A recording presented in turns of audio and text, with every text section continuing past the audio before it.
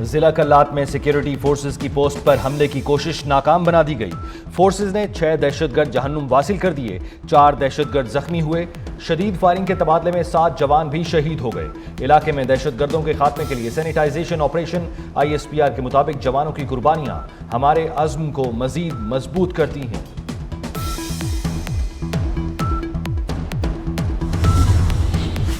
وزیر داخلہ محسن نقوی کی کلات میں چیک پوسٹ پر حملے کی مذمت۔ شہید اہلکاروں کو خراج عقیدت، شہداء کے خاندانوں سے اظہار تعزیت، زخمیوں کی جلد صحت یابی کے لیے دعا کی گئی۔ محسن نقوی کہتے ہیں شہداء ہمارا فخر ہیں، شہداء نے اپنے خون سے امن کی آبیاری کی ہے، لازوال قربانیوں کا قرض کبھی نہیں اتار سکتے۔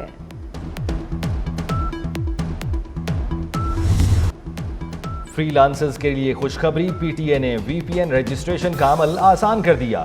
VPN کے کمرشل استعمال کے لیے فری لانسر کی کیٹیگری متعارف ادارے اور فری لانسرز PTA کی ویب سائٹ پر VPNs بآسانی رجسٹرڈ کر سکتے ہیں۔ فری لانسرز کو اپنے پروجیکٹ یا کمپنی کے ساتھ وابستگی کی تصدیق کے لیے ثبوت فراہم کرنا ہوں گے۔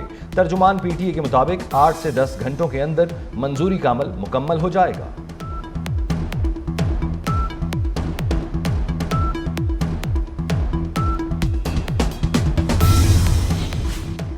شدید دھند اور اسموگ کے باعث موٹر وے مختلف مقامات سے بند۔ حد نگاہ 0 ہونے پر لاہور سے اسلام آباد تک سفر ممنوع۔ لاہور سے سیالکوٹ اور ملتان موٹر وے کو بھی بند کر دیا گیا۔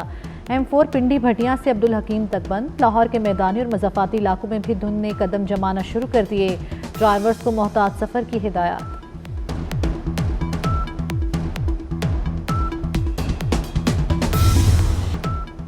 پنجاب میں اسموگ کا زور برقرار، لاہور آلودہ ترین شہروں میں بدستور سر فہرست۔ فضائی آلودگی کی مجموعی شرح 766 ریکارڈ۔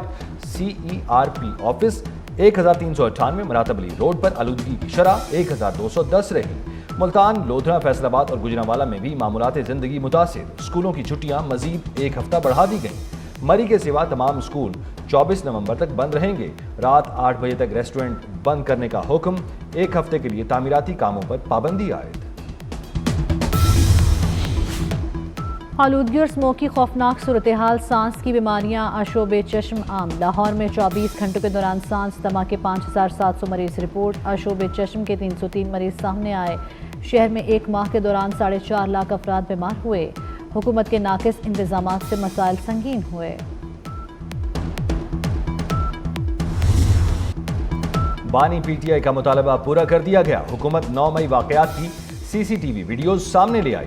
اہم تنصیبات پر حملوں کے شواہد پیش کر دیے۔ وزیر اطلاعات عطا تارڑ کا 9 مئی مقدمات کا جلد فیصلہ سنانے کا مطالبہ۔ کہتے ہیں PTI نے سازش کے تحت واقعات کیے۔ PTI کی ذہنیت آج بھی ملک دشمنی ہے، یہ بار بار کہہ رہے تھے۔ ویڈیوز سامنے لائیں، ہم CCTV ویڈیوز سامنے لے کر آئے۔ اب بانی قوم سے معافی مانگیں اور کیسز کا سامنا کریں۔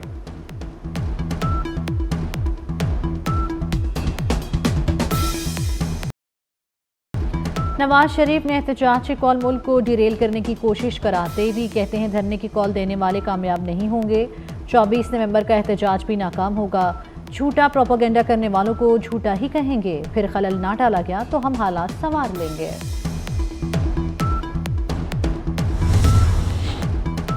بالرز کی محنت رائے گاں، پاکستان دوسرا T20 بھی ہار گیا۔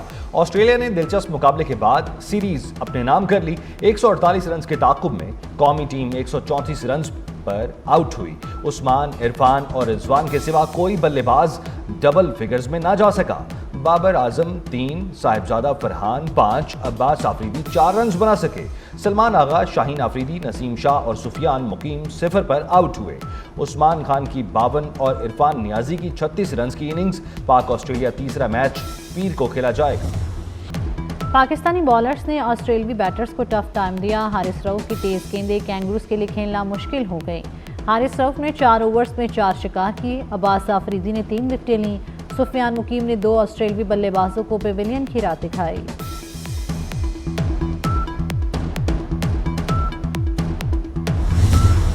ICC چیمپئنز ٹرافی کا پاکستان میں سفر شروع ہو گیا۔ چیمپئنز ٹرافی فیصل مسجد سے پاکستان مونومنٹ پہنچائی گئی۔ سابق ٹیسٹ کرکٹر شعیب اختر نے ٹرافی کی رونمائی کی۔ ٹرافی 25 نومبر تک پاکستان میں رہے گی۔ ٹیکسلا، خانپور، ایبٹ آباد، مری اور نتھیا گلی لے جایا جائے گا۔ 22 سے 25 نومبر تک ٹرافی کی نمائش کراچی میں ہوگی۔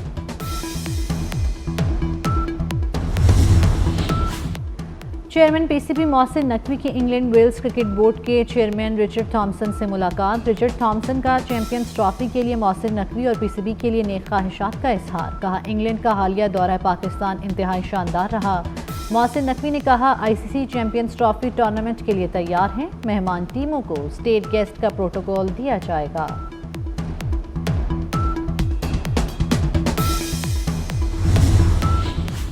محمد یوسف کا نیشنل کرکٹ اکیڈمی کی کوچنگ چھوڑنے کا فیصلہ۔ محمد یوسف انڈر 19 کے کوچ بھی رہے، وہاب ریاض کو ایک بار پھر پی سی بی میں ذمہ داریاں ملنے کا امکان۔ انتخابات میں مبینہ دھاندلی سے متعلق 3 مقدمات سننے والا سپریم کورٹ کا بینچ تبدیل۔ جسٹس اطہر من اللہ 3 رکنی بینچ کا حصہ نہیں ہوں گے۔ جسٹس شاہد وحید کی سربراہی میں 3 رکنی بینچ 20 نومبر کو سماعت کرے گا۔ جسٹس عرفان سعادت اور جسٹس عقیل عباسی شامل۔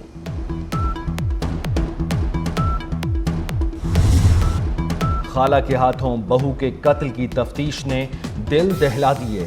ملزمہ کے چچا زاد بھائی نوید نے لاش کے ٹکڑے کیے، کٹا ہوا سر چولہے پر جلا کر چہرہ مسخ کیا۔ میاں بیوی کی محبت ساس کے لیے ناقابل برداشت بن گئی۔ جھگڑوں سے تنگ قدیر بیوی کو اٹلی بھی لے کر گیا۔ 1.5 ماہ پہلے اپنی بیوی کو پاکستان واپس بھیجا۔ سیالکوٹ پولیس نے ملزم نوید کو بھی گرفتار کر لیا۔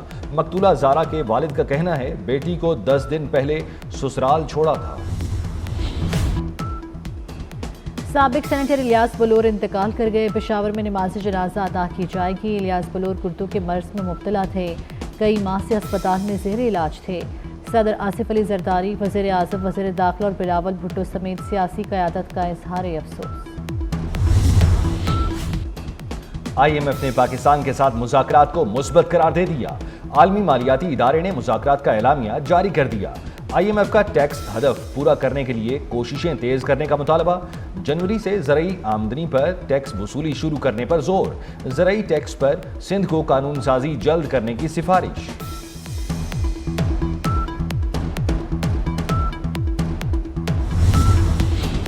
وزیر اعلیٰ پنجاب دہی رانی پروگرام 5000 مستحق لڑکیوں کی شادی کے لیے رجسٹریشن مکمل۔ پہلے مرحلے میں 1500 جوڑوں کی اجتماعی شادیاں کرائی جائیں گی۔ پنجاب حکومت نے پہلے مرحلے کے لیے 50 کروڑ جاری کر دیے۔ محکمہ سوشل ویلفیئر پنجاب 3000 اجتماعی شادیوں کا انتظام کرے گا۔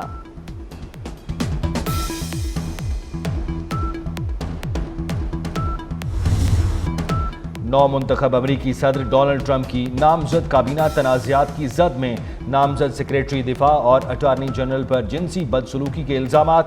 سیکریٹری ہوم لینڈ سیکیورٹی کو وزارت سے متعلق امور کا سرے سے کوئی تجربہ نہیں۔ ایلون مسک جس نظام سے امیر ترین شخص بنے، ٹرمپ نے اسی کی اصلاح کے لیے انہیں منتخب کر لیا۔ وزیر کرسٹی نوئم کے پاس بھی ملک کو محفوظ بنانے سمیت انسداد دہشت گردی کا کوئی تجربہ نہیں۔ غزہ اور لبنان میں اسرائیل کی دہشت گردی جاری۔ 24 گھنٹوں میں مزید 35 فلسطینی شہید، 112 زخمی۔ شہداء کی مجموعی تعداد 43,800 سے تجاوز کر گئی۔ جنوبی لبنان میں اسرائیلی فضائی حملوں میں 11 افراد جان سے گئے۔ بیروت میں اسرائیلی طیاروں کی رہائشی عمارتوں پر بمباری سے عمارتیں تباہ۔ یمن میں اسرائیل کے خلاف احتجاج، ہزاروں شہری سڑکوں پر نکل آئے۔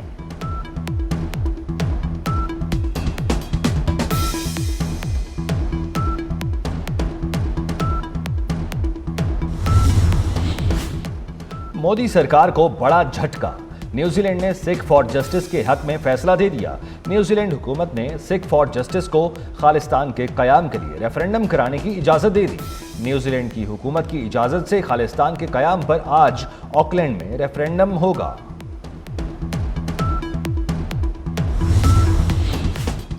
اسموگ سے بھارت میں بھی نظام زندگی درہم برہم۔ نئی دہلی کا آلودگی کی عالمی درجہ بندی میں پہلا نمبر۔ فضا میں پارٹیکولیٹ میٹرز کی تعداد 995 ریکارڈ کی گئی۔ دہلی حکومت کا پرائمری اسکول بند کرنے کا حکم، اگلی ہدایات تک آن لائن کلاسز کرنے کی ہدایت۔ اسموگ نے تاج محل اور سیاحتی مقامات کو بھی دھندلا دیا۔